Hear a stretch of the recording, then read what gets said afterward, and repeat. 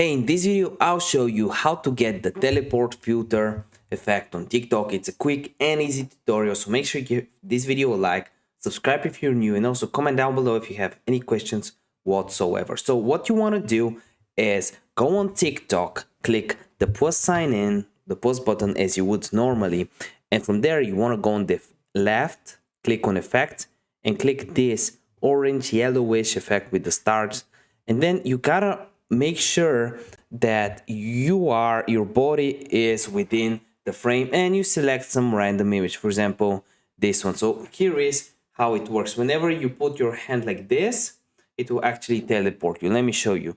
Just like this, hand like this, it should teleport me if my body is within the frame.